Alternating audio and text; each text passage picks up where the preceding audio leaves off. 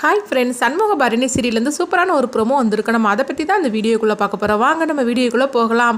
பரணியை தான் காட்டுறாங்க. பரணி வந்து சண்முகத்தை போட்டு திட்டிகிட்டு இருக்கிறாங்க. இப்போ சண்முகம் சொல்கிறாங்க, என்ன பரணி இந்த மாதிரிலாம் திட்டிகிட்டு இருக்கிற அப்படிங்கும்போது, ஆமாண்டா உன் தங்கச்சிங்கெல்லாம் கல்யாணம் பண்ணி கொடுத்து எல்லாரையும் புருஷ வீட்டுக்கு அனுப்பிவிடாத, உன் வீட்டிலே நீ வச்சுக்கோ, ஆனால் நீ மட்டும் சந்தோஷமாக இருக்கணும்னு சொல்லி அப்படிங்கும்போது, இங்கே பாரு என் தங்கச்சி பற்றியும் என்னை பற்றியும் இழுத்துக்கிட்டு இருக்கார, நம்ம வந்து பேச வேண்டியது வேற இருக்குது, நீ அதை பற்றி தேவையில்லாமல் பேசிகிட்டு இருக்காது அப்படிங்கும்போது, இங்கே பாரு நீ இதுக்கு மேலே என்கிட்ட பேசிகிட்டு இருக்காத, ஒழுங்க மதியம் படுத்து தூங்குறியா இல்லையா அப்படின்னு சொல்லி பரணி சொல்லவும், சண்முகமும் இதுக்கு மேலே இவட்ட பேசி பிரயோஜனமே கிடையாது அப்படின்னு சொல்லிட்டு சண்முகம் படுக்கிறாங்க. இதை பார்த்துட்டு பரணி வந்து சிரிச்சிட்டு இருக்கிறாங்க. இந்த மாதிரி நடந்துட்டு இருக்கு. அடுத்து பார்த்தோம்னா முத்துப்பாண்டியை தான் காட்டுறாங்க. முத்துப்பாண்டி வந்து இசைக்கு மேலே ரொம்பவே கோவத்தோடு இருக்கவும், இதெல்லாம் பார்த்துட்டு பாண்டியமாவும் சவுந்தரபாண்டி ரொம்பவே சந்தோஷப்பட்டுட்டு இருக்கிறாங்க. இதுக்கு பிறகு கண்டிப்பாக வந்து முத்துப்பாண்டி இசைக்கு ஒன்று சேர போகிறது கிடையாது. இன்னும் கூடிய சீக்கிரத்தில் பாரு, அந்த இசைக்கு கழுத்தில் என் மகன் கட்டின தாலியை நானே கலட்டி வாங்கிட்டு வந்துருந்தேன் பாரு அப்படின்னு சொல்லிட்டு இருக்கிறாங்க. அடுத்து பார்த்தோம்னா முத்துப்பாண்டி ரூமில் வந்து ரொம்பவே கோவத்தோடு இருக்கவும் அங்கே பாக்கியம் வராங்க.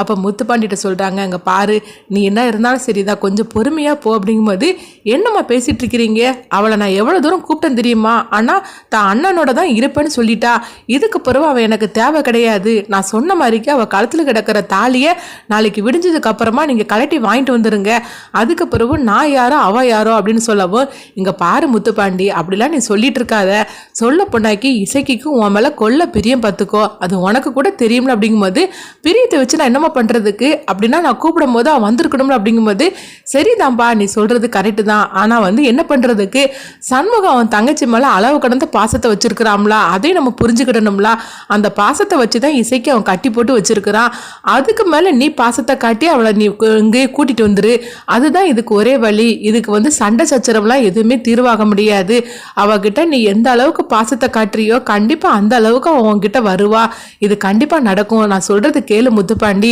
இசைக்கு எவ்வளோ தங்கமான பொண்ணுன்னு உனக்கே தெரியும்ல அப்படிங்கும்போது, சரிதாம்மா நீங்கள் சொல்கிறதெல்லாம் கரெக்டு தாம்மா அப்படின்னு முத்துப்பாண்டியை அதை பற்றி யோசிக்க ஆரம்பிச்சிருந்தாங்க.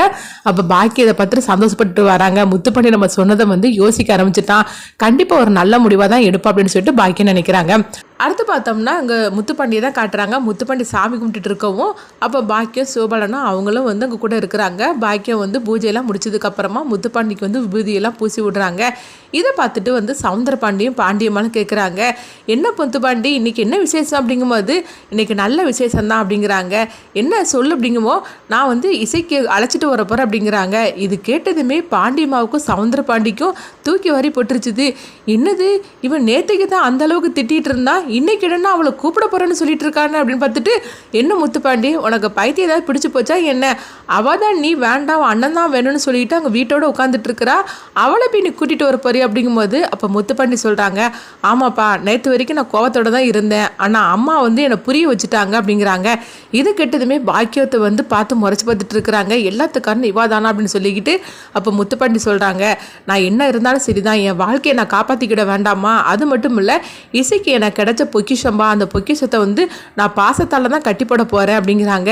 நீ என்னெல்லாம் சொல்லிட்டு இருக்கிற அப்படிங்கும்போது, ஆமாம் நான் இசைக்கிட்ட வந்து நான் பாசத்தை கொஞ்சம் கொஞ்சமாக காட்டி அவளை வந்து என் பக்கம் நான் திருப்ப போகிறேன், இதுதான் எனக்கு அம்மா சொல்லி கொடுத்துருக்குறாங்க, அதனால நான் இசைக்கிட்ட வந்து இப்போ கொஞ்சம் கொஞ்சமாக பேசி அவன் மனசை நான் மாற்ற போகிறேன், சண்முகத்துக்கு மேலே நான் அவன் மேலே பாசத்தை காட்டினோம்னா கண்டிப்பாக அவன் மனசு மாறும், ஏன் சண்முகமே வந்து அவனுடைய மனசை மாறி இசைக்கு வந்து என் கூட அனுப்பி வைப்பான், இதுதான் நான் செய்ய போகிறேன், சரிப்பா உங்களுடைய வாழ்த்துக்கள் எனக்கு எப்போவுமே இருக்கும், நான் கிளம்பட்டுமா அப்படிங்கும்போது, இதை கேட்டுட்டு இவங்க ரெண்டு பேரும் எரிச்சல் அடைய ஆரம்பிச்சிருந்தாங்க. என்ன பண்ணிட்டு இருக்கிறான் பாரு, இவ என்னன்னா இந்த மாதிரிக்கு செய்துட்டு இருக்கால, அவன் மனசை மாறி போச்சுன்னு சொல்லிக்கிட்டு நேற்றுக்கு தான் நம்ம கொஞ்சம் சந்தோஷப்பட்டுட்டு இருந்தோம், இன்னைக்கு என்னன்னா காலையில் விடிஞ்சதுமே இந்த மாதிரிக்கு ஒரு முடிவு எடுத்துட்டு போறான், இப்போ என்னெல்லாம் பண்ணதுக்கு அப்படின்னு பாண்டியமாவும் சவுந்தரபாண்டியும் ஒருத்தருக்கு ஒருத்தர் பேசிட்டு இருக்கிறாங்க. இவங்க பேசுறத பார்த்துட்டு பாக்கியம் வந்து சிரிச்சிட்டு இருக்கிறாங்க மனசுக்குள்ளேயே, எப்படியாவது முத்துப்பாண்டியும் இசைக்கும் பிரிச்சலான்னு சொல்லி தான் நினைச்சிட்டு இருக்கீங்க, அது ஒரு காலமும் நடக்காது நான் இருக்கிற வரைக்கும் அப்படின்னு சொல்லிட்டு பாக்கிய சிவபாலனை பார்த்து, வாழை நம்ம போகலாம் அப்படின்னு சொல்லிட்டு அவங்க கூட்டிட்டு போறாங்க. இதை பார்த்துட்டு பாண்டியம்மா சொல்றாங்க, பாத்தியால இவளுக்கு எவ்வளவு திமிர் இருந்தா இந்த மாதிரிலாம் செய்துட்டு இருப்பா, நேற்றுக்கு முத்துப்பாண்டி எவ்வளவு கோபமா இருந்துட்டு இருந்தான், ஆனா அவங்ககிட்ட இவ என்னமோ பேசிட்டா, அதனாலதான் அவன் மனசு மாதிரி இன்னைக்கு என்னன்னா இசைக்கு மேல பாசத்தை காட்ட போறேன்னு சொல்லிட்டு அவன் பாட்டு கிளம்பி போறான், இப்ப என்னெல்லாம் பண்றதுக்கு அப்படிங்கும்போது, எனக்கு அதுதாங்க ஒன்றும் புரிய மாட்டேங்குது, இவ அப்படி என்னத்தை தான் சொன்னாலும் தெரியல, முத்துப்பாண்டியோட மனசு இப்படி மாறிடுச்சு, இது நடக்கவே விடக்கூடாதுன்னு நினைச்சிட்டு இருந்தோம், இருக்கும். ஆனா பாரு இப்படி பேசிட்டு போறான் அப்படின்னு சொல்லிட்டு 2 பேரும் உட்காந்து புலம்பிட்டு இருக்கிறாங்க. இந்த மாதிரி சூப்பராகவே இந்த ப்ரோமோ எடுத்துட்டு போறாங்க. அடுத்து வந்து முத்துப்பாண்டி எப்படியாவது இசைக்கு மனசை மாத்திருவாங்களா, சண்முகம் வந்து அவங்களே மனசு மாதிரி அவங்க கூட அனுப்பி வைப்பாங்களா அப்படின்னு வெயிட் பண்ணி பார்க்கலாம். நீங்களும் உங்களுடைய கருத்துக்களை வந்து கமெண்ட் பாக்ஸ்ல கமெண்ட் பண்ணுங்க. நம்ம இன்னொரு வீடியோ சந்திப்போம்.